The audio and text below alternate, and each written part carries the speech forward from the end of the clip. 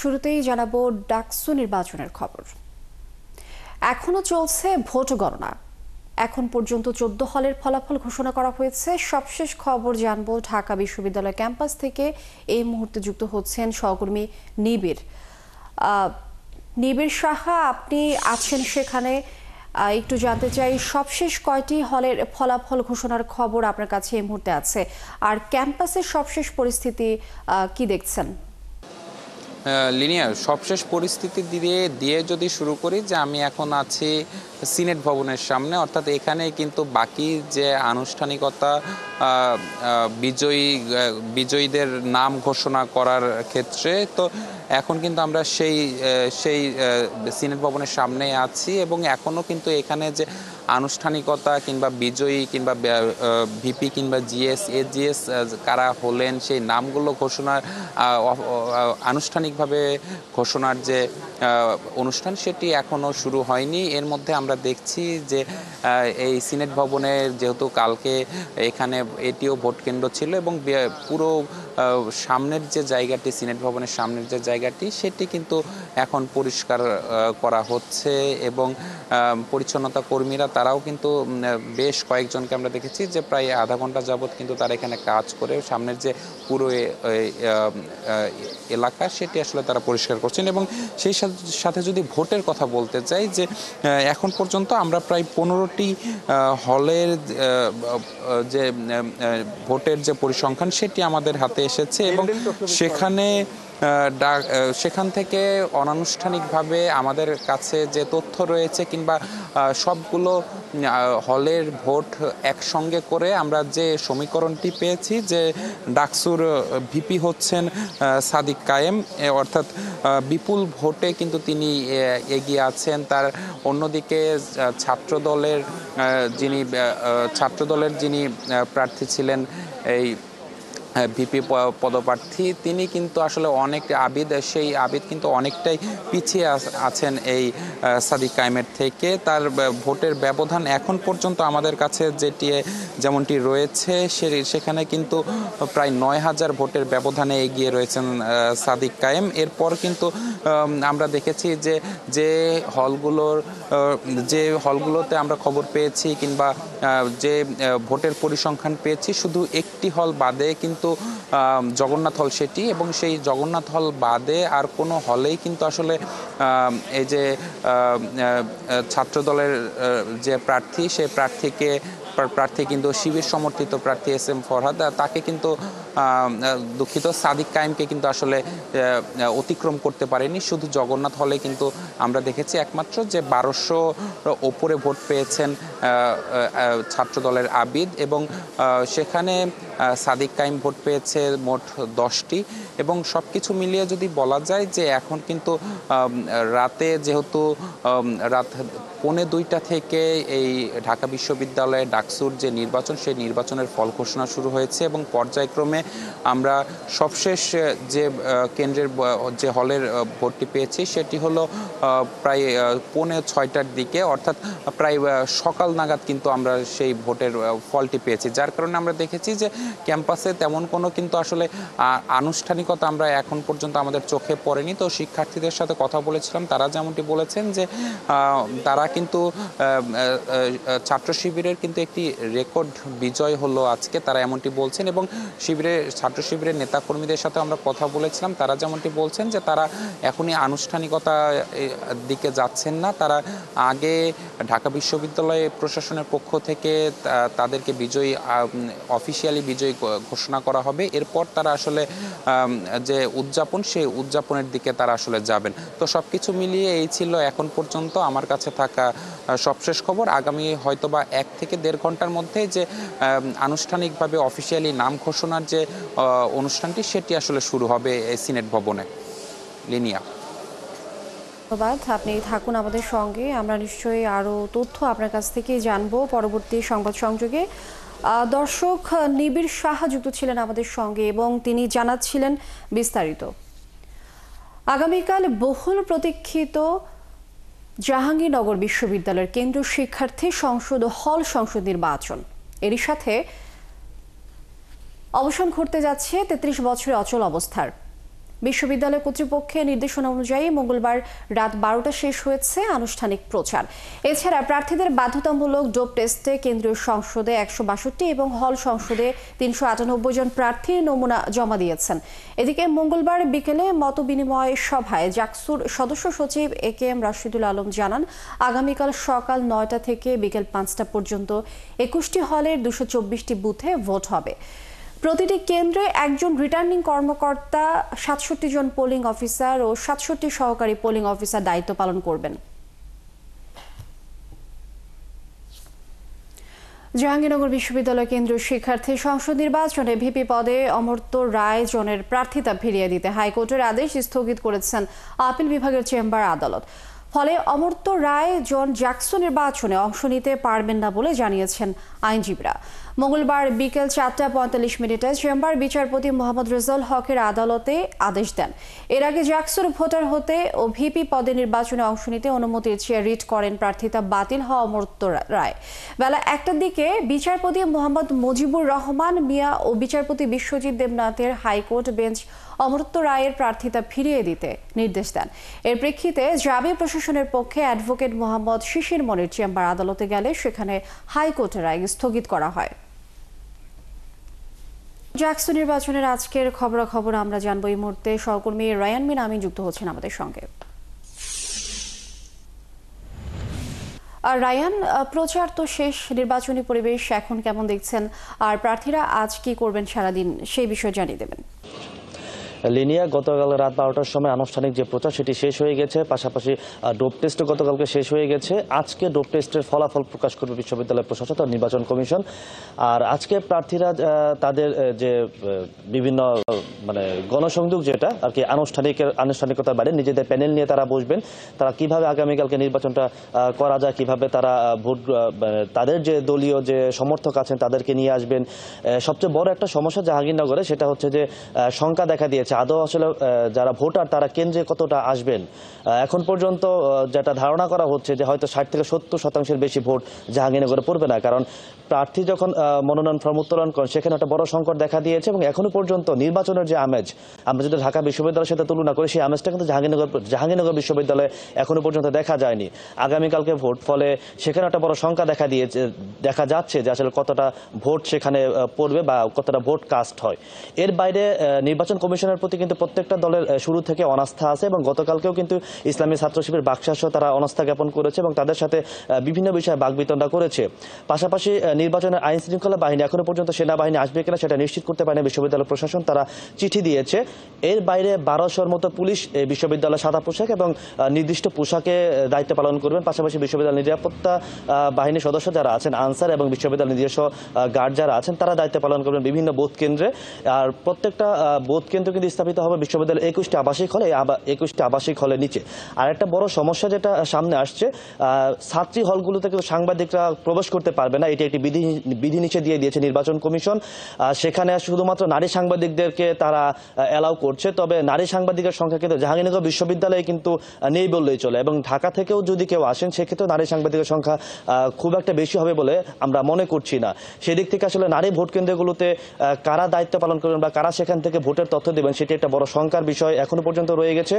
এর বাইরে বিশ্ববিদ্যালয় প্রশাসন যে অর্থাৎ কোনো প্রকার কিন্তু অর্থাৎ এখানে অ্যানালগ পদ্ধতিতে যে ভোট গণনা সেটি হবে, এখানে ডিজিটালের মতো ঢাকা বিশ্ববিদ্যালয়ের মতো ডিজিটালভাবে বা ওএমআর সিস্টেমে যেটা সেভাবে ভোট কাস্ট হবে। এবং কোনো প্রকার প্রতিনিধি অর্থাৎ যারা প্রার্থী আছেন প্রার্থীদের কোনো প্রতিনিধি কিন্তু সেই ভোট গণনার সময় উপস্থিত থাকতে পারবে না। সেটি একটা বড় প্রশ্ন দেখা দিয়েছে যে সেখানে যদি কোনো কারচুপি হয় সেই বিষয়টা চলে কীভাবে বিশ্ববিদ্যালয় প্রশাসন বা নির্বাচন কমিশন সেটি সমাধান করবে বা সেটির ব্যাখ্যা দেবে। তো এখন পর্যন্ত এই ছিল জাহাঙ্গীরনগর বিশ্ববিদ্যালয় থেকে আমার কাছে সবশেষ তথ্য। লিনিয়া আর রায়ান বিন আমিন, অনেক ধন্যবাদ আপনাকে। আপনি খোঁজ খবর রাখতে থাকুন, আমরা পরবর্তী সংবাদ সংযোগে আবারও নিশ্চয়ই অনেক বিস্তারিত জানবো আপনার কাছ থেকে। দর্শক, রায়ান বিন আমিন যুক্ত ছিলেন এবং তিনি জানাচ্ছিলেন সেখানকার পরিস্থিতি। রাজশাহী বিশ্ববিদ্যালয় কেন্দ্রীয় ছাত্র সংসদ, হল সংসদ ও সিনেট ছাত্র প্রতিনিধি নির্বাচনের মনোনয়নপত্র যাচাই বাছাই শেষ হয়েছে মঙ্গলবার। আজ প্রার্থীদের প্রাথমিক তালিকা প্রকাশিত হবে। এদিকে নির্বাচনকে ঘিরে সোমবার পর্যন্ত 4টি প্যানেল ঘোষণা করা হয়েছে। নির্বাচন কমিশন জানিয়েছে, আজ প্রার্থীদের প্রাথমিক তালিকা প্রকাশ করা হলে প্রার্থীদের বিষয়ে বিস্তারিত জানা যাবে। রাকসু নির্বাচনে এবার 23টি পদের বিপরীতে 260 জন, সিনেট ছাত্র প্রতিনিধি নির্বাচনের 5টি পদে 62 জন এবং প্রতিটি হল সংসদ নির্বাচনে 15টি পদে মোট 17টি হলে 603 জন প্রার্থী মনোনয়নপত্র জমা দিয়েছেন। ডোপ টেস্ট আমরা করেছি, তার রেজাল্টের উপরে ভিত্তি করে আমরা সেটাও যাচাই বাছাইয়ের মধ্যে আমরা অন্তর্ভুক্ত করেছি। আর প্রার্থিতার ক্ষেত্রে মানে কারো বিরুদ্ধে যদি মামলা থাকে, মামলা তো যে কারো বিরুদ্ধেই হতে পারে, কিন্তু যদি আইনের মাধ্যমে কেউ যদি দণ্ডিত হয়, আমরা সেটাকে অপরাধ হিসেবে বিবেচনা করব এবং সেক্ষেত্রে তার প্রার্থিতা বাতিল হবে। সংসদীয় আসন পুনর্বণ্টনের প্রতিবাদে ফরিদপুর, বাগেরহাট ও ব্রাহ্মণবাড়িয়ায় বিক্ষোভ করেছে এলাকার মানুষ। ফরিদপুরে সড়ক ও রেলপথ অবরোধ করে বিক্ষোভ করায় যান চলাচল ব্যাহত হয়। বাগেরহাটে 3 দিনের হরতালের দ্বিতীয় দিন পালিত হয়েছে বিভিন্ন কর্মসূচির মধ্য দিয়ে। এদিকে ব্রাহ্মণবাড়িয়ায় 2 আসন পুনর্বিন্যাসের প্রতিবাদে ঢাকা সিলেট মহাসড়ক অবরোধ করে বিক্ষোভ করেছে এলাকাবাসী। সহকর্মীদের তথ্য ছবিতে প্রতিবেদন। গত 6 সেপ্টেম্বর ভাঙ্গা উপজেলার আলগী এবং হামিরদী ইউনিয়নের চেয়ারম্যান গণস্বাক্ষর নিয়ে ফরিদপুর 2 আসনের সাথে সংযুক্ত না হতে স্মারকলিপি দেয়। কিন্তু 3 দিনেও সমাধান না আসায় মঙ্গলবার সকাল থেকে আন্দোলনের নামে এলাকার শত শত মানুষ। ফরিদপুর, বরিশাল এবং ঢাকা খুলনা মহাসড়কের 10টি স্থানে ব্যারিকেড দেয় বন্ধ হয়ে যায় যানবাহন চলাচল। পুকুরিয়া এলাকায় রেলপথ অবরোধ করে রাখেন আন্দোলনকারীরা। আমাদের আলগী এবং হামিদদিকে কেটে নেওয়া সালতা এবং নগরকান্দা দেওয়া হচ্ছে, এটা আমরা চাইতেছি না। আমাদের অধিকার আমাদের ফিরে দেখ, আমাদের ভাঙ্গা থানায় ভাঙ্গা থাকুক, আমরা রাজপথ সিনেমার সাথে মানুষগুলো যাতে ঘরে ফিরে দেবো। তাদের দাবি, ফরিদপুর 2 আসনের সাথে তারা অন্তর্ভুক্ত হতে চান না। দ্রুত গেজেট প্রত্যাহার না করা হলে বৃহত্তর কর্মসূচি চলবে। আমরা ওনাদের সাথে আছি, কিন্তু আমরা যেভাবে পারি এই ভাঙ্গা এবং হামিদদি এবং আলগী ইউনিয়ন ভাঙ্গা থানার ভিতরে রাখতে। ভাঙ্গা উপজেলা নির্বাহী কর্মকর্তা জানিয়েছেন, 4 সেপ্টেম্বর ফরিদপুর 4 আসনভুক্ত ভাঙ্গা উপজেলার আলগী এবং হামিরদী ইউনিয়নকে ফরিদপুর 2 আসনে অন্তর্ভুক্ত করে গেজেট প্রকাশ করে নির্বাচন কমিশন। এরই প্রতিবাদে আন্দোলন করছে 2 ইউনিয়নের বাসিন্দারা। আলগী এবং হামিরদী ইউনিয়নের সাধারণ মানুষের একটা স্বাক্ষরিত স্মারকলিপি আমার হাতে পৌঁছায়। সেই স্বাক্ষরিত স্মারকলিপিটা তাদের যে দাবিটা, তাদের যে আগের যেই সংসদীয় আসনের যে সীমানা, সেটি পুনর্বহালের যে দাবিটা, সেটি আমরা ঊর্ধ্বতন কর্তৃপক্ষের কাছে পাঠিয়ে দিয়েছি। বাগেরহাটেও সংসদীয় আসন পুনর্বিন্যাসের দাবিতে মোংলায় দ্বিতীয় দিনের হরতালে বিক্ষোভ মিছিল ও সমাবেশ হয়েছে। মিছিলটি পৌর শহর ঘুরে পৌর মার্কেট চত্বরে শেষ হয়। বুধবারেও হরতাল সফল করতে সবাইকে আহ্বান জানানো হয়। একইভাবে ব্রাহ্মণবাড়িয়া সদর ও বিজয়নগর উপজেলার 2টি ইউনিয়নকে ব্রাহ্মণবাড়িয়া 2 আসনে অন্তর্ভুক্ত করায় ঢাকা সিলেট মহাসড়ক অবরোধ করে বিক্ষোভ করেছে এলাকাবাসী। অবরোধের কারণে যান চলাচল বন্ধ হয়ে যায়। বনশ্রী হালদার, 71। দর্শক, হরতালের বিষয়ে জানবো। আমাদের সাথে এই মুহূর্তে যুক্ত হচ্ছেন সহকর্মী এনামুল হক। এনামুল, কি পরিস্থিতি দেখছেন বাগেরহাটের এই মুহূর্তে হরতালের, বিস্তারিত জানিয়ে দেবেন। ভালো ফলন।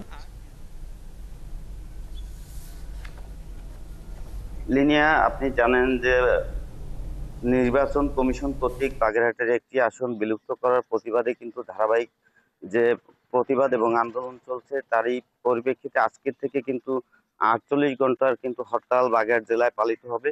সেই হরতালে আজকে প্রথম দিন সকাল থেকেই আমরা দেখতে পাচ্ছি, আমি কিন্তু এখন দাঁড়িয়ে আছি খুলনা মোংলা মহাসড়কের মোংলা বাস স্ট্যান্ডে। আপনাকে যদি একটু আমার পিছনে দেখাই, তো সকাল থেকে কিন্তু এখানে কোনো ধরনের যানবাহন ছেড়ে যায়নি এবং এখানে যে পরিবহন যে রয়েছে ঢাকা খুলনা এবং ঢাকা চট্টগ্রাম মোংলা চট্টগ্রামের, সেই কোনো ধরনের পরিবহন কিন্তু এখান থেকে ছেড়ে যায়নি। এমনকি স্থানীয় যে খুলনা মোংলার যে গাড়ি, সেই গাড়িগুলোও কিন্তু এখান থেকে ছেড়ে যায়নি। তো আমি ইতিমধ্যে খবর নিয়েছি যে রাস্তায় কিন্তু অনেক জায়গায় কিন্তু পিকেটাররা তারা পিকেটিং করছেন এবং রাস্তা আটকে দিয়েছেন, কোনো ধরনের যানবাহন চলাচল কিন্তু করতে দিচ্ছেন না। আর স্থানীয় যে বাসিন্দা রয়েছেন তাদের সাথে আমি কথা বলেছি এবং বিএনপি জামায়াতের নেতাদের সাথে কথা বলেছি, তারা কিন্তু জানিয়েছেন যে না, তাদের এই আসন পুনরায় ফিরিয়ে দেওয়া না পর্যন্ত কিন্তু তারা আন্দোলন চালিয়ে যাবেন। এরপরেও কিন্তু তারা আজকে যে হরতাল 48 ঘন্টা চালু হয়েছে, 48 ঘন্টা হরতালের পরেও কিন্তু তারা বিভিন্ন কর্মসূচি গ্রহণ করবেন।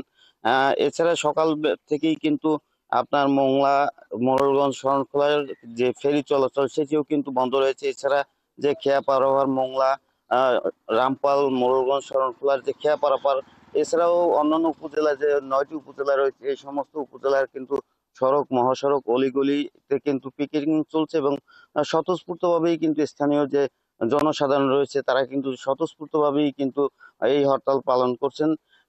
এই হরতালের পরেও যদি ইসি তার সিদ্ধান্ত বদল না করেন তাহলে কিন্তু এখানে পরবর্তীতে বড় ধরনের আরো কর্মসূচি দেওয়া হবে বলে হুঁশিয়ারি করেছেন স্থানীয় যে বিএনপি জামাতের নেতাকর্মী রয়েছেন তারা। এছাড়া আপনি এই যে আজকে যে 48 ঘন্টার অবরোধ শুরু হয়েছে, এই অবরোধ কিন্তু চলবে আগামীকালকেও। তো এর ফলে কিন্তু মোংলা বন্দর এবং মোংলা বন্দর থেকে বন্দরের জেটি থেকে যে পণ্যবাহী ট্রাক পরিবহন সড়ক পথে সেটি কিন্তু বন্ধ হয়ে রয়েছে। এছাড়া কিন্তু মোংলা ইপিজেডে আপনি জানেন হাজার হাজার শ্রমিক কাজ করেন, কিন্তু মোংলা খেয়ার যে ট্রলার সেটি বন্ধ থাকার ফলে কিন্তু আজকে ভোর থেকেই কিন্তু কোনো শ্রমিক কিন্তু পার হতে পারেনি। আর যার ফলে কিন্তু স্বাভাবিকভাবে ইপিজেড সহ এখানে যে গ্যাস ফ্যাক্টরি সিমেন্ট ফ্যাক্টরি রয়েছে সেই কারখানাগুলো স্বাভাবিকভাবেই তাদের কার্যক্রম ব্যাহত হচ্ছে এবং ব্যাহত হবে এবং সড়ক পথে কোনো ধরনের পণ্য পরিবহন তারা করতে পারবে না। লিনিয়া। এনামুল হক, অনেক ধন্যবাদ আপনাকে যুক্ত হবার জন্য। জয়পুরহাটে হিমাগারে রাখা আলু নিয়ে কৃষক ও ব্যবসায়ীদের মধ্যে চাপা উদ্বেগ দেখা দিয়েছে। আগামী 15 নভেম্বর পর্যন্ত হিমাগারে আলু সংরক্ষণের কথা, কিন্তু হঠাৎ করে বুধবারের মধ্যে হিমাগার থেকে সংরক্ষিত অর্ধেক আলু উত্তোলনের জন্য লিখিত ও মৌখিকভাবে তাগিদ দেওয়া হয়েছে। না হলে হিমাগার কর্তৃপক্ষ নিজেরাই আলু বিক্রি করে দেবে বলে জানানো হয়। এমন পরিস্থিতিতে দিশেহারা কৃষক ও ব্যবসায়ীরা। মোয়াজ্জেম হোসেনের তথ্য ছবিতে প্রতিবেদন। জয়পুরহাটের পাঁচবিবি উপজেলার ছাতিনালী নয়াপাড়া গ্রামের কৃষক বাবু মিয়া, তিনি সাথী হিমাগার লিমিটেড 3-এ চলতি মৌসুমে 1000 বস্তা আলু রেখেছেন। পাশের আমিরপুর গ্রামের কৃষক আইয়ুব আলী রেখেছেন 150 বস্তা। তাদের 65 কেজির প্রতি বস্তা আলুতে সব মিলিয়ে খরচ পড়েছে 1150 টাকা। বর্তমানে বাজারে সেই আলু বিক্রি হচ্ছে 600 টাকায়। সেই আলু আগামী 15 নভেম্বর পর্যন্ত হিমাগারে রাখার কথা থাকলেও হিমাগার কর্তৃপক্ষ চলতি মাসের 10 সেপ্টেম্বরের মধ্যে সংরক্ষিত আলুর অর্ধেক উত্তোলনের নির্দেশ দিয়েছেন। অন্যথায় আলু বিক্রি করে দেওয়া হবে বলছেন জেলার 21টি হিমাগার কর্তৃপক্ষ। চিঠি বা মোবাইলে এমন বার্তা পেয়ে দিশেহারা কৃষক ও ব্যবসায়ীরা। তাগিদ দিচ্ছে যে আলু ধোয়া যাবে না, অন্তত সময় আছে, এই সময়ের মধ্যে তুলে হয়তো কিছু আলু হয়তো আরও হয়তো 2-4 টাকা ভালো হনি। হিমাগার থেকে নির্ধারিত টাইমের আগে আলু বিক্রি করার অর্ডার দিয়েছে এবং হিমাগার মালিকেরা নিজে আলু বিক্রি করবে। আলু কিনতে তো লস খাইছে, এখন যদি আলু নিয়ে যায় যদি তাহলে বিক্রি করবো কোথায়? আর বাজারে আলুর দাম কম থাকায় কৃষকরা প্রয়োজনের তুলনায় কম আলু তুলছে। এতে হিমাগার মালিকদের আর্থিক ঝুঁকির সম্ভাবনা বেড়েছে বলে দাবি হিমাগার কর্তৃপক্ষের। এজন্যই এমন নির্দেশনা বলছেন তারা। কিছু আলু যেন বিক্রি করে আপাতত মানে চাপটা একটু কমে আর কি, নাহলে যেই সময়টা আছে এই সময়তে 2.5 লক্ষ বস্তা ডেলিভারি দেওয়ার মতো কোনো ইয়ে নাই আর। গত বছর এই সময় প্রায় 50,000-এর উপরে বস্তা বের হয়ে গেছিল। এবার মাত্র 25,000 বস্তার মতো ডেলিভারি হয়েছে দামের কারণে। তারপরে একটু স্বাভাবিকভাবে বের হচ্ছিল, কিন্তু সরকার বর্তমানে যে 22 টাকা রেটটা বেঁধে দিয়েছে এই কারণে আবার ধীর গতিতে চলে আসে। 5 লাখ টন আলু তারা নিয়ে টিসিবির মাধ্যমে দুস্থ অসহায় গরিবদের জন্য একটা ভর্তুকি রেটে বাজারে বিক্রি করলে এখান থেকে আমার মনে হয় কিছুটা পরিত্রাণ পাবে। জয়পুরহাটে হিমাগারগুলোর 10 সেপ্টেম্বরের মধ্যে সংরক্ষিত অর্ধেক আলু তুলতে হবে এমন নির্দেশনার খবর জানতে পেরে প্রশাসনিক নজরদারি বাড়ানো হয়েছে। এই বিষয়টি আমরা সরকারিভাবে অবগত নয়। যদি এই ধরনের কোনো আলু উত্তোলনের সময়সীমা বেঁধে দেয় কোল্ড স্টোরেজ মালিকরা, তাহলে আমরা প্রশাসনের সহযোগিতায় যথাযথ ব্যবস্থা গ্রহণ করব যাতে কৃষক ক্ষতিগ্রস্ত না হয়। আমরা কাজ করব কিভাবে এটাকে আরও সহনীয় পর্যায়ে নিয়ে আসা যায়, সেটা আমরা ঊর্ধ্বতন কর্তৃপক্ষের সাথে কথা বলে এটা আমরা চেষ্টা করব। আগামী 1 মাসের মধ্যে আলুর দাম বাড়বে জানিয়ে বাণিজ্য উপদেষ্টা বলছেন, আলু রফতানিতে প্রণোদনা দেওয়া হচ্ছে।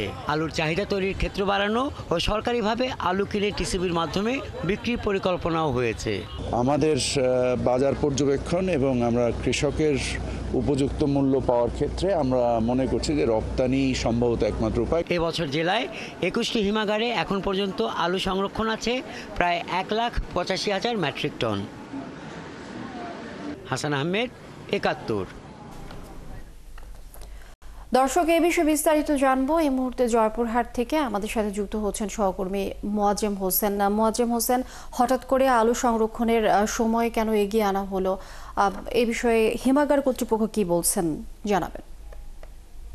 50,000 টাকা জরিমানা। আলু হঠাৎ করে দামটা কেন কমে গেছে? আপনি জানেন যে গত বছরের তুলনায় এবারে আলু উৎপাদন বেশি হওয়ার কারণেই কিন্তু এবারে হিমাগারে আলু সংরক্ষণ বেশি হয়েছে, যার জন্য আলুর দাম কমেছে, এমনকি বলছে কৃষি বিভাগ। এটাকে বলে রাখি যে জয়পুরহাটে সবচেয়ে বেশি এবারে বিপাকে পড়েছে কৃষক যে আলু উৎপাদন করে। আপনি জানেন যে আলু উৎপাদন করে এবারে যে আলু সংরক্ষণ করেছে, তখন কিন্তু আলুর দাম হিমাগারে রাখছে, তখন কিন্তু কৃষকের কিন্তু 1300 থেকে 1400 টাকায় কিন্তু খরচ হয়েছে। সেই আলুটি কিন্তু এখন বিক্রি করতেছে, তখন কিন্তু আলুটি কিন্তু এখন বর্তমানে 650 থেকে 700 টাকা করে এই মানে কোল্ড স্টোরের গেটে আলু বিক্রয় হচ্ছে। অর্থাৎ আলু উৎপাদন করতে যে এইবার কৃষক চরম বিপাকে পড়েছে। একদিকে উৎপাদন বেশি হয়েছে, পাশাপাশি সরকার থেকে বলা হয়েছিল যে 22 টাকা কেজি নির্ধারণ করে দেওয়া হয়েছে। আলুর দাম 22 টাকা নির্ধারণ করে দেওয়ার পর থেকে কিন্তু আলু কিন্তু আরো দাম কমে গেছে। এরই পরে কিন্তু মরার উপরে কিন্তু খাড়ার ঘা। আপনি দেখছেন যে যেমন বলছিলেন যে হিমাগার এখনো আবার কৃষকদেরকে বলছে যে 10 সেপ্টেম্বরের মধ্যে কিন্তু আলু উত্তোলন করতে হবে। এই আলুটা কিন্তু আমাদের 15 নভেম্বর পর্যন্ত সময় থাকলেও এই মানে হিমাগারের যে এই চিঠি দেওয়ার কারণে কিন্তু কৃষকরা আরো বিপাকে পড়েছে। আপনি যেমনটি বলছিলেন যে এই বিষয়ে আলুর যে দাম কমে গেছে, এই ব্যাপারে কিন্তু সরকারের পক্ষ থেকে বা কৃষি বিভাগের পক্ষ থেকে আমরা তেমন নজরদারি দেখতে পাচ্ছি না। এখানকার কৃষকদের আক্ষেপ, সরকার এবং যদি হিমাগারেরা যদি আলু সরকারের পক্ষ থেকে যদি আলু যদি নজর দেখে না দেওয়া হয়, তাহলে কিন্তু এবার কৃষক চরম বিপাকে পড়বে। আমি এখানে একজন কৃষক হিমাগার থেকে আলু উঠে নিয়ে আছে জয়পুরহাট যে আমাদের নতুন হাট, এই এলাকাতে যে আলু বিক্রি করছে, তার সঙ্গে একটু কথা বলতে চাই। আপনি একটু বলবেন যে এবারে আলু চাষ করে আপনি মানে কি সমস্যার মধ্যে পড়েছেন? আলু চাষ করে খুবই সমস্যা। যেহেতু 1 কেজি আলু আমরা কিনে বাজার থেকে লেগেছি, কোল্ড স্টোর থেকে লেজায় 80 টাকা 82 টাকা কেজি কিনে লেগেছি। লেজায় উৎপাদন করার পর সে আলু বিক্রি করা সমতই মনে করে 400 টাকা মন বিক্রি কোনো বড়ালে করছি। তারপর আলু স্টোর হিমাগারের লেজার আগে দিয়ে আসি, স্টোর হিমাগার থেকে আলু মনে করবো যে বাজার ওখানে লেগে বেশি পাবো, সেখানে যাই দেখতেছি মাত্র 700 টাকা বস্তা হিমাগারে বিক্রি হচ্ছে। আর 700 টাকার মধ্যে হিমাগারে বড় ব্যবসায়ী করা স্টক করে রাখে আমাদের, সেখান থেকে 10 টাকা আমরা পাই। সেখানে দেখা যাচ্ছে যে 700 টাকার মধ্যে 400 টাকা তারাই নিয়ে এখন আমরা 300 টাকা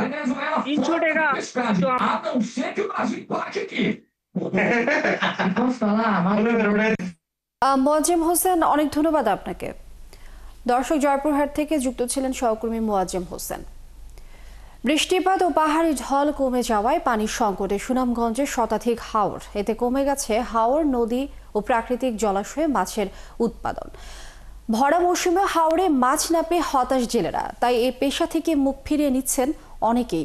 ক্ষতিগ্রস্ত জেলেদের পুনর্বাসন ও মাছের উৎপাদন বৃদ্ধিতে সরকারের পক্ষ থেকে কার্যকর পদক্ষেপের দাবি সংশ্লিষ্টদের। শহীদ নূর আহমেদের তথ্য ছবিতে প্রতিবেদন।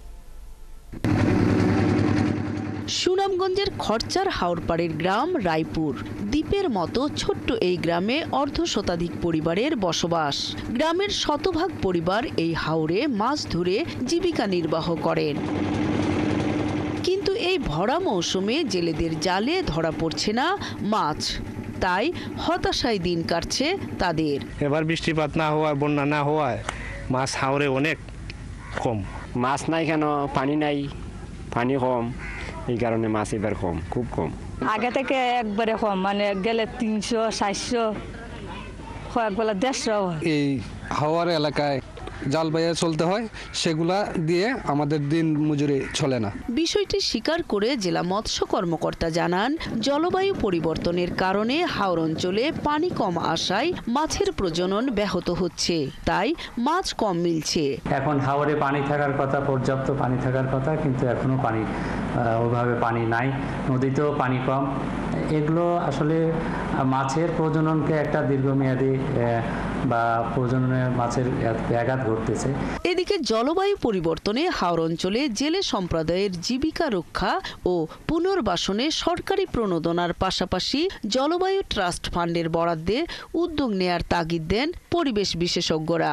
বজ্র এবং বৃষ্টিপাতের বিন্যাস পরিবর্তন হয়ে গেছে, যে কারণে মাছের প্রজনন হচ্ছে না, এই অঞ্চলে মাছের উৎপাদন নাই। জেলেরা ইতিমধ্যেই পেশা হারিয়েছে, আরো অনেক জেলে পেশা হারানোর পথে আছে। আর জলাধার ব্যবস্থাপনার মাধ্যমে মাছের প্রজনন বাড়ানোর পাশাপাশি জেলেদের জন্য সামাজিক নিরাপত্তা কর্মসূচি বাস্তবায়নের কথা জানান জেলা প্রশাসক। মাছের প্রজনন মৌসুমে যদি কোনো সোশ্যাল সেফটি নেটের কার্যক্রম শুরু করা যায়, তাহলে মাছ বড় হবে এবং এরপরে এই মৎস্য নির্ভর যে জীবিকা আছে জেলেদের, সেটা আমার মনে হয় স্থায়ী একটা জীবিকার রূপ দেওয়া সম্ভব। সুনামগঞ্জ জেলার 12 উপজেলায় জেলে রয়েছে 1,01,000। নূর তাজমিন নীর, 71। জামালপুরের ইসলামপুরের সাবধরে ইউনিয়নের কাশারিডোবা থেকে আকন্দপাড়া পর্যন্ত 2 কিলোমিটার এলাকা জুড়ে যমুনা নদীতে তীব্র ভাঙন চলছে। আর ভাঙন ঠেকাতে কাশারিডোবা পয়েন্টে 210 মিটার এলাকায় বালি ভর্তি জিও ব্যাগ ডাম্পিং করেছে পানি উন্নয়ন বোর্ড। কিন্তু ডাম্পিং করা অংশের উজান ও ভাটি দুই দিকেই নতুন করে আবারও ভাঙন শুরু হয়েছে। এতে বিপাকে স্থানীয়রা। তারা বলছেন, দ্রুত ভাঙন ঠেকানো না গেলে ডাম্পিং করা অংশ সহ পুরো কাশারিডোবা গ্রাম নদীতে হারিয়ে যাবে। আনসারি সুমনের তথ্য ছবিতে প্রতিবেদন।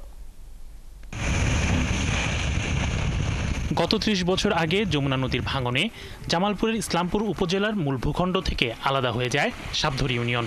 এরপর নদী ভাঙনে পুরো ইউনিয়ন লণ্ডভণ্ড হয়ে যায়। গত 2-3 মাস ধরে এই ইউনিয়নের কাশারিডোবা ও আকন্দপাড়া গ্রামের 2 কিলোমিটার অংশে তীব্র ভাঙন চলছে। আর ভাঙন ঠেকাতে কাশারিডোবার 210 মিটার অংশে জরুরি প্রতিরক্ষা কাজ বাস্তবায়ন করেছে পানি উন্নয়ন বোর্ড। কিন্তু এই অংশেই আবারও ভাঙন শুরু হওয়ায় আতঙ্কে এলাকাবাসী। তারা বলছেন, বাঁশের পাইলিং আর বালি ভর্তি জিও ব্যাগ ডাম্পিং দিয়ে ভাঙন ঠেকানো যাবে না। যা জমিন আছিল নদীর গর্ভে চলে গেছে, এখন একটু খালি বাড়ি ভিটা জমিন জ্বলা, তার অর্ধেক আছে আর অর্ধেক নদীর গর্ভে গেছে। অবিলম্বে এখানে কোনো ভাঙন প্রতিরোধ ব্যবস্থা না নিলে বহু ফসলি জমি এবং বহু বসত ভিটা নদীতে বিলীন হয়ে যাবে। স্থানীয়রা আরো বলছেন, দ্রুত সময়ে টেকসই কোনো ব্যবস্থা নেওয়া না গেলে ডাম্পিং করা অংশ সহ পুরো কাশারিডোবা গ্রাম যমুনা নদীতে হারিয়ে যাবে। এই ভাঙন প্রতিরোধের জন্য 300 মিটার কাজ জরুরি করা দরকার।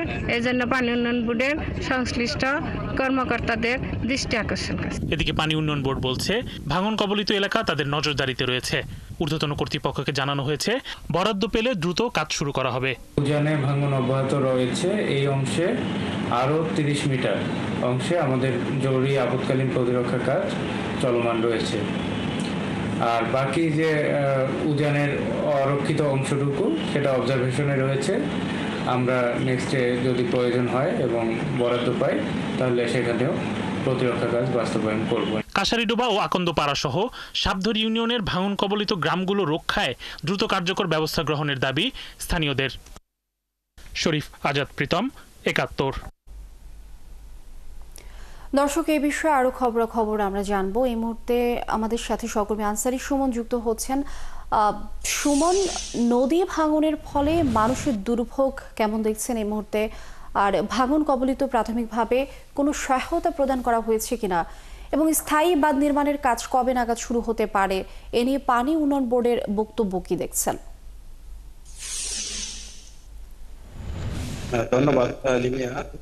যমুনা নদীর বিচ্ছিন্ন এলাকা সাবধরি, এটি জামালপুর ইসলামপুর উপজেলার মূল ভূখণ্ড থেকে বিচ্ছিন্ন।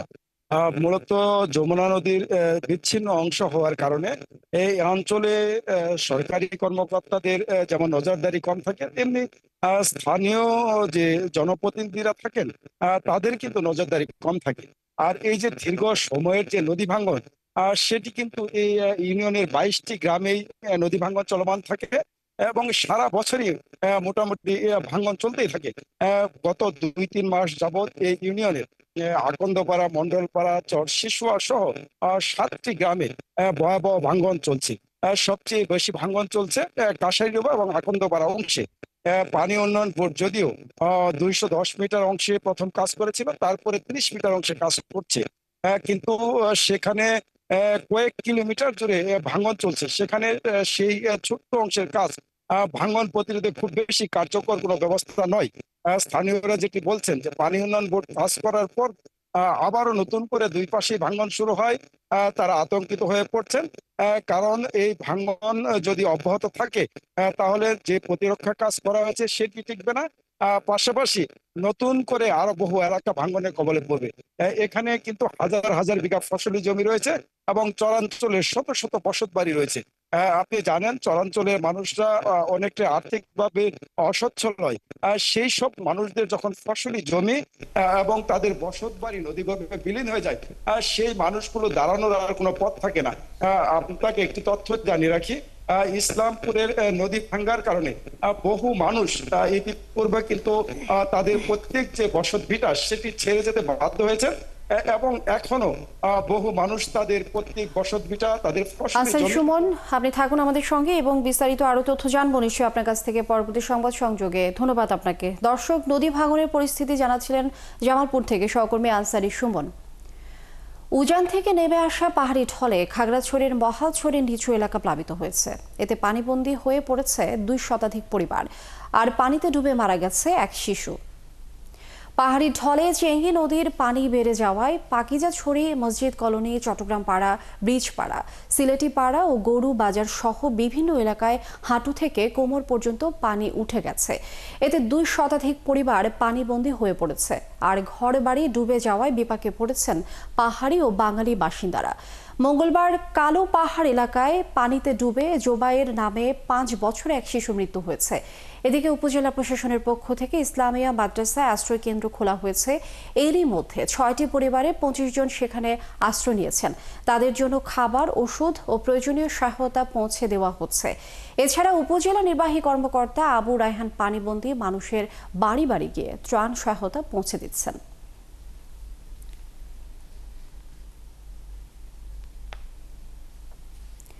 ফরিদপুরে একটি বেসরকারি হাসপাতালে ভুল চিকিৎসার শিকার হলেন এক নারী। ভুল চিকিৎসার বিষয়টি ধরা পড়ার পর পালিয়ে গেছেন ওই হাসপাতালের চিকিৎসক, নার্স সহ সব কর্মকর্তা ও কর্মচারী। এর মধ্যে হাসপাতালে ভর্তি রোগীদের অন্য হাসপাতালে পাঠানো হয়েছে। হাসপাতালটি সিলগালা করে দিয়েছে স্বাস্থ্য বিভাগ। মনিরুল ইসলাম টিটুর তথ্য ছবিতে প্রতিবেদন।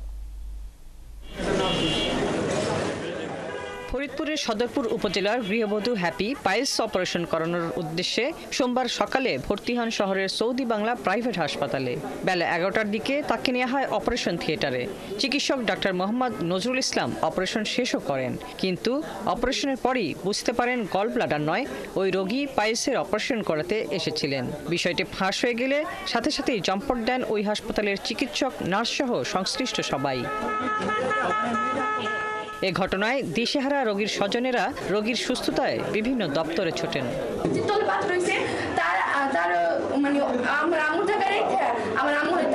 এই বিষয়টা নিয়ে আমরা যখন হসপিটালের কর্তৃপক্ষের সাথে জানতে আসলাম, কিন্তু কর্তৃপক্ষ থেকে শুরু করে নার্স, সিস্টার যাই বলেন না কেন, ডক্টর থেকে শুরু করে সবাই বলেছে হসপিটাল এখন কেউ নাই। খবর ছড়িয়ে পড়লে সন্ধ্যার পরে হাসপাতালে যান ছাত্র ও সংবাদকর্মীরা। তাদের চেষ্টায় রাত 9টার পরে একটি টিম নিয়ে সেখানে যান ফরিদপুরের সিভিল সার্জন। এদিকে হাসপাতালের সবাই পালিয়ে যাওয়ায় বিপাকে পড়েন ওই হাসপাতালে ভর্তি থাকা অন্যান্য রোগীরা। কোনো নার্স, কোনো ডাক্তার কিছুই পায়নি। এখন আমার রোগীর আজকে অপারেশন হয়েছে, রোগী রেখে ডাক্তাররা পালিয়ে গেল, তার মানে বোঝা গেল আমাদের স্বাস্থ্যসেবা বা আমরা সাধারণ মানুষ কতটা বিপদের মুখে আমরা। ফরিদপুরের সিভিল সার্জন মাহমুদুল হাসান জানান, হাসপাতাল কর্তৃপক্ষ, নার্স ও চিকিৎসকের গাফিলতির কারণেই এমন দুর্ঘটনা। পরে হাসপাতালটি সিলগালা করে দেওয়া হয়। এটা নিঃসন্দেহে ডাক্তারের একটা গাফিলতি এবং কর্তৃপক্ষের গাফিলতি আছে। আমি এখন এই হসপিটালটা এখনই বন্ধ করে দিচ্ছি এবং এখানে যে রুগীটার অপারেশন হয়েছে সেই রুগীটার ডায়াবেটিক মেডিকেল কলেজ হাসপাতালে আমরা রেফার করে দিচ্ছি এবং অন্যান্য রুগীগুলো আমাদের সরকারি হসপিটালে চলে যাবে। স্বজনদের দাবি, দালাল চক্রের ফাঁদে পড়ে ওই রোগী এই হাসপাতালে চিকিৎসা নিতে এসেছিলেন। হাসিবা আলী বর্ণা, ৭১। সম্প্রতি রাজবাড়ীর গোয়ালন্দে মাজারে হামলার পর আতঙ্ক সৃষ্টি হয়েছে কুষ্টিয়ার ছেউরিয়ার লালনের আখড়ায়। সতর্ক অবস্থানে রয়েছে প্রশাসন। জোরদার করা হয়েছে আখড়া বাড়ির নিরাপত্তা। শাহিন আলীর তথ্য ছবিতে প্রতিবেদন। ফকির লালন শাহের দর্শন ধর্ম বর্ণ নির্বিশেষে মানবতার শিক্ষা দেয়। আর তাই তো কুষ্টিয়ার ছেউরিয়ার লালনের আখড়াবাড়ি শুধু ভক্তদের জন্য নয়, পুরো সমাজের জন্য একটি শান্তির প্রতীক। এখানে দূর থেকেও ছুটে আসেন দেশি বিদেশি দর্শনার্থী, গবেষক ও বাউল ভক্তরা। কিন্তু রাজবাড়ির গোয়ালন্দে মাজারে হামলা ও লাশ পোড়ানোর ঘটনার প্রভাব পড়েছে এই আখড়াবাড়িতেও। অজানা এক আতঙ্কে আছেন লালন অনুসারীরা। যদি একটু সামান্যতম ন্যূনতম মানবতা বোধ থেকে থাকে তাহলে মানুষ এই কাজ করতে পারে না। আমরা এই ব্যাপারে, আমি সাইজের মাজারে খাদ্য হিসেবে বলছি, আমরা এই ব্যাপারে খুবই আতঙ্কিত এবং দুঃখিত। সব দেশেই যদি ভাঙচুর হয় তাহলে তো আমাদের সাধু মহলরা সব দুর্বল হয়ে পড়বে। তাই সরকারের কাছে আবেদন, আমাদের যাতে এইভাবে কোনো কাজকাম না হয় তার থেকে আমরা অনেকটা বিরত থাকতে চাই। ভয় তো সকলেরই, লোকজন খালি মাজারের ভয়, আরও লোকজনের ভয় আছে। কোনো সহিংসতার পক্ষে নয় লালনের অনুসারী সহ স্থানীয় সাধারণ মানুষ। এমন ঘটনার যেন পুনরাবৃত্তি না হয়, সেক্ষেত্রে প্রশাসনকে আরো কঠোর হওয়ার আবেদন সবার। বর্তমানে মাজার নিয়ে যে ঘটনাগুলো ঘটতেছে এটা অনাকাঙ্ক্ষিত বাংলাদেশের বর্তমান প্রেক্ষাপটে। আমরা চেয়েছিলাম এইভাবে না, ৫ তারিখের পরে আমরা নতুন কিছু আশা করছিলাম। সাধারণ মানুষ হিসেবে বক্তব্য এতটুকুই যে দেশটা আমাদের সবার, আমরা সবাই সুস্থ মতো ভালো মতো থাকি, এতটুকুই প্রত্যাশা। এ নিয়ে প্রশাসন বলছে সাম্প্রতিক ঘটনাগুলো বিবেচনা করে জেলার গুরুত্বপূর্ণ ধর্মীয় ও সাংস্কৃতিক স্থানে অতিরিক্ত নিরাপত্তা ব্যবস্থা রাখা হয়েছে। লালন শাহের আখড়াবাড়িতেও বাড়ানো হয়েছে নজরদারি। এখানে সতর্কতামূলক ডিউটি দেওয়া হয়েছে। দেশের কয়েকটা জায়গায় একটু বিশৃঙ্খলা ঘটেছে, যে এই কারণে এখানে যাতে এরকম কোনো ঘটনা না ঘটে সেই জন্যই ডিউটি আছে। আমাদের আইন শৃঙ্খলা বাহিনীর সদস্যদেরও উপস্থিতি নিশ্চিত করা হয়েছে যেন আগামী দিনে কোনো জটিলতা তৈরি না হয় এবং এই বিষয়টি যেন কোনো ধরনের আইন শৃঙ্খলার কোনো অবনতি। প্রতি বছর লাখো মানুষের পদচারণায় মুখর হয়ে ওঠে লালন শাহের আখড়াবাড়ি। গুরুত্বপূর্ণ এই স্থানটিকে রক্ষায় তাই প্রশাসনের সর্বাত্মক সহযোগিতা চেয়েছেন লালন অনুসারীরা। মনিরা কাজুরি, ৭১। লালনের আখড়া বাড়িতে হামলার ঘটনা নিয়ে দর্শক আরও জানবো আমরা। এই মুহূর্তে সহকর্মী শাহিন আলী যুক্ত হচ্ছেন। শাহিন আলী, আখড়াবাড়িতে হামলার যে ঘটনা সে বিষয়ে বিস্তারিত আপনি জানিয়ে দেবেন এবং এই মুহূর্তে কি পরিস্থিতি দেখছেন? আপনাকে জানিয়ে রাখি, রাজবাড়িতে যে ঘটনাটা ঘটেছে সেটির কিছু প্রভাব শুধু লালনের আখড়াবাড়িতে না, বাংলাদেশের যেখানেই আসলে এরকম আশ্রম আছে সেখানেই কিন্তু আসলে তার প্রভাব পড়েছে, এরকম একটি তথ্য আমাদের কাছে আছে। এবং কুষ্টিয়া যে ছেউরিয়া, সেখানে কিন্তু তার প্রভাবটা অনেকটা পড়েছে। এরকম বলছেন এখানকার যে সাধারণ যে লালন ভক্ত তারা, যেমন আপনাকে বলে রাখি, আমার পিছনে যে লালনের যে মাজার সেটি কিন্তু এখন মোটামুটি লোক নেই বললে চলে। তবে কিন্তু পুলিশ প্রশাসন কিন্তু এখন এটিকে পূর্ণাঙ্গ ভাবে কিন্তু আসলে এটিকে পাহারা দিচ্ছে এবং যাতে এখানে রাজবাড়ির মতো যদি অনাকাঙ্ক্ষিত ঘটনা না ঘটে সেটি কিন্তু তারা আসলে দেখভাল করছেন। এবং আপনাকে বলে রাখি, আসলে কুষ্টিয়ার যে ছেউরিয়া লালন আখড়া সেটি কিন্তু শুধু কুষ্টিয়ার গর্ব না, এটা সারা বাংলাদেশের ইতিহাস ঐতিহ্য। তাই আপনাকে আপনার মাধ্যমে বলে রাখি, আসলে কুষ্টিয়ার এই লালনের ছেউরিয়াকে রক্ষা করতে হলে শুধু পুলিশ নয় এবং প্রশাসনিক ভাবে আরো নজরদারি বাড়াতে হবে। এবং লালনের যে অনুসারী তারা কিন্তু আসলে চাচ্ছেন এইটি আসলে এরকম না, তারা স্থায়ী একটা সমাধান চাচ্ছে, যাতে সাধুদের উপরে হামলা এবং সাধুদের যে আস্তানা সেগুলি যাতে আর পুনরায় ভাঙচুর না হয় এবং অনাকাঙ্ক্ষিত ঘটনা না ঘটে সেটি তারা আসলে আপামর যে প্রধান উপদেষ্টা আছে তার কাছে আসলে এটি কামনা করছেন। এবং কুষ্টিয়া যে জেলা প্রশাসন আছে সেটি কিন্তু তারা কিন্তু আসলে সচেষ্ট আছেন আইন শৃঙ্খলা বাহিনীকে আসলে এখানে রেখে যাতে কোনো রকম অনাকাঙ্ক্ষিত ঘটনা এই লালন মাজারে না ঘটে। যেমন আপনাকে বলে রাখি, সামনে যে তিরোধান দিবস আসছে সেটি কিন্তু জাতীয় পর্যায়ে পালন করার একটা সিদ্ধান্ত নিয়েছে। সেটি যাতে নির্বিঘ্নে পালন করতে পারে সেদিকে তারা সজাগ দৃষ্টি রাখবে বলে আমাদেরকে আইন শৃঙ্খলা বাহিনী জানিয়েছেন। শাহিন আলী, আপনি আছেন, আপনি যুক্ত থাকুন, আমরা আরও জানবো আপনার মাধ্যমে বিস্তারিত তথ্য। ধন্যবাদ আপনাকে। দর্শক, লালনের আখড়াবাড়িতে হামলার ঘটনার শেষ মুহূর্তের পরিস্থিতি আমরা জানছিলাম সহকর্মী শাহিন আলীর কাছ থেকে। বরিশালের আগলছাড়ায় গৃহবধূ ধর্ষণ মামলার এক আসামিকে গ্রেপ্তার করেছে পুলিশ। আগলছাড়া থানার ভারপ্রাপ্ত কর্মকর্তা অলিউল ইসলাম জানান, গত 18 জুলাই উপজেলার গৈলা ইউনিয়নের পূর্ব সুজনকাঠি গ্রামে ধর্ষণের শিকার হন ওই গৃহবধূ। পরে 29শে জুলাই এ ঘটনায় নারী ও শিশু নির্যাতন দমন আইনে একটি মামলা দায়ের হয়। এরপর অভিযান চালিয়ে অভিযুক্ত কাউসার আকনকে যশোর জেলার ধর্মতলা থেকে গ্রেফতার করে থানায় আনা হয়। পরে সোমবার তাকে বরিশাল আদালতের মাধ্যমে জেল হাজতে পাঠানো হয়েছে। টাঙ্গাইলে ভোক্তা অধিদপ্তরের নেতৃত্বে শহরের পার্ক, বাজার ও বিভিন্ন ক্লিনিকে অভিযান চালিয়েছে জেলা ভোক্তা অধিদপ্তর। মঙ্গলবার এই অভিযান চলে।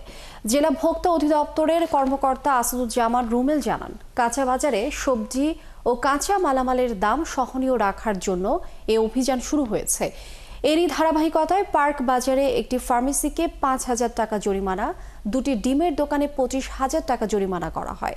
এরপর শহরের বেশ কিছু ক্লিনিকের বিষয়ে অভিযোগের ভিত্তিতে অভিযান চলে এবং সাভালিয়া এলাকার আদর্শ ক্লিনিককে 10,000 টাকা ও ল্যাব জোন, হাসপাতাল অ্যান্ড হরমোন সেন্টারকে 50,000 জরিমানা করা হয়। অভিযানে সিভিল সার্জন অফিস ও টাঙ্গাইল ক্যাম্পের সেনাবাহিনীর সদস্য ও পুলিশের সদস্যরা সহযোগিতা করেন। আমরা ডিম, মাছ, মুরগির এই বাজারগুলো মনিটর করেছি। সেখানে ডিমের বাজারে আমরা দেখেছি যে দাম মানে কারচুপি করে দাম বাড়ানোর যে অভিযোগ, সেটার অপরাধে আমরা একজন ডিম ব্যবসায়ীকে 20,000 টাকা জরিমানা করেছি এবং মেয়াদোত্তীর্ণ রিয়েজেন্ট এবং মেয়াদোত্তীর্ণ ওষুধ রাখার দায়ে সাবালিয়ার 2টা ক্লিনিকের যে ফার্মেসি আছে সেখানে আমরা ভোক্তা অধিকার আইন অনুযায়ী 60,000 টাকা জরিমানা করেছি। চট্টগ্রাম নগরী পরিচ্ছন্ন রাখা এবং নাগরিকদের চিকিৎসা সহায়তা দিতে বিশেষ কর্মসূচি শুরু করেছে বেসরকারি সংগঠন বিদ্যানন্দ ফাউন্ডেশন। সোমবার সকালে নগরীর 16 শহর এলাকায় প্লাস্টিক পণ্যের বিনিময়ে তারা চিকিৎসা সেবা কর্মসূচি শুরু করেছে। এর আনুষ্ঠানিক উদ্বোধন করেছেন চট্টগ্রাম সিটি কর্পোরেশনের মেয়র ডাক্তার শাহাদাত হোসেন। বাবুন পালের ক্যামেরায় আরও জানাচ্ছেন রাজীব বড়ুয়া। নগরীর পরিচ্ছন্নতা আজ বড় চ্যালেঞ্জ। প্রতিদিনের গৃহস্থালী ও ব্যবসায়িক কাজে উৎপাদিত প্লাস্টিক বর্জ্যে দূষিত হচ্ছে শহর। প্রতিদিন চট্টগ্রাম মহানগরে উৎপন্ন 3,000 টন বর্জ্যের মধ্যে প্লাস্টিকের বর্জ্য তৈরি হয় প্রায় 250 মেট্রিক টন, যার অর্ধেকেরও বেশি নালা নর্দমায় গিয়ে পড়ে। এই চিত্র পাল্টাতেই বিদ্যানন্দ ফাউন্ডেশনের উদ্যোগ প্লাস্টিক বর্জ্যের বিনিময়ে চিকিৎসা সেবা। সোমবার নগরীর 16 শহর এলাকায় এই কর্মসূচির উদ্বোধন করেন চট্টগ্রাম সিটি কর্পোরেশনের মেয়র ডাক্তার শাহাদাত হোসেন। অনুষ্ঠান উদ্বোধন করেই রোগী দেখা শুরু করেন city mayor doctor Shahadat Hossain. এ সময় তিনি বলেন, চট্টগ্রামকে পরিষ্কার পরিচ্ছন্ন রাখতে শুধু সিটি কর্পোরেশনের উদ্যোগ যথেষ্ট নয়, নাগরিকদেরও দায়িত্ব নিতে হবে। আজকে যে প্লাস্টিকটা আমরা যদি শহর থেকে সরিয়ে নিতে পারি, এটাকে আমরা যদি রিসাইক্লিং করে সেটাকে অন্য মানুষের উপযোগী কিছু পণ্য আমরা দিতে পারি, তাহলে সেটা আমাদের জন্য খুবই ভালো হবে। পরিবেশ দূষণ থেকে আমরা রক্ষা করতে পারবো এই শহরকে। কর্মসূচির আওতায় নির্দিষ্ট পয়েন্টে প্লাস্টিক জমা দিলে মেলে বিনামূল্যে চিকিৎসা সেবা ও ওষুধ। একই সঙ্গে দেয়া হচ্ছে স্বাস্থ্য সচেতনতা পরামর্শ। আমি চিন্তা করলাম যে এখানে এগুলো যদি প্লাস্টিকের ইয়াগুলো যদি এখানে নিয়ে আসে, আমার বাচ্চাটাকে নিয়ে একটু মানে ভালো হবে, ওদেরও ভালো হবে, আমার বাচ্চাটাকে একটু দেখাইতে পারবো, মানে চিকিৎসাটা পাবো একটু। যত প্লাস্টিকগুলো নালা নর্দমায় ফেলতো, নালা নর্দমা জমা হয়ে যেত, পানি জমা হতো, মানুষের ঘরে পানি উঠতো, তার চেয়ে ভালো এখানে প্লাস্টিক দিয়ে আমরা সেবা নিচ্ছি, ওষুধ পাচ্ছি। এটা আমরা যদি প্লাস্টিক দিয়ে যদি এখানে যদি আমরা ভালো ডাক্তার যদি পাই, চিকিৎসা যদি পাই, তাহলে অবশ্যই আমরা এখানে কি ভালো চিকিৎসা করবো, আর এখানে ভালো চিকিৎসা হচ্ছে। যে মানুষগুলা টাকার অভাবে চিকিৎসা সেবা পেত না, সেই মানুষগুলো তার ঘরে লুকিয়ে থাকা, রাস্তা পড়ে থাকা প্লাস্টিক অথবা বর্জ্য বিনিময় চিকিৎসা সেবা, এটা নেহায়ত একটা মহতি উদ্যোগ। উদ্বোধনী দিনে বিপুল সংখ্যক মানুষ অংশ নিয়ে প্লাস্টিক জমা দেন এবং চিকিৎসা সেবা গ্রহণ করেন। বিদ্যানন্দের কর্মকর্তারা জানান, নিয়মিতভাবে এই কর্মসূচি চালু থাকবে এবং ধীরে ধীরে নগরীর বিভিন্ন এলাকায় বিস্তৃত করা হবে। এই বিদ্যানন্দ এই হাসপাতালে এখানে প্লাস্টিক থেকে শুরু করে যে কোনো বর্জ্য দিলে এখানে তারা ডাক্তার দেখাতে পারবে, এখান থেকে তারা ওষুধ পাবে, প্যাথোলজি ল্যাব টেস্ট করতে পারবে এবং সমন্বিত একটি আউটডোর হেলথ কেয়ার সিস্টেম কিন্তু আমরা এখানে একটা চালু করেছি। উদ্যোক্তারা মনে করেন এই উদ্যোগের ফলে যেমন পরিবেশ দূষণ কমবে, তেমনি অসচ্ছল মানুষও সহজে স্বাস্থ্যসেবা পাবে। রাজীব বড়ুয়া, ৭১, চট্টগ্রাম।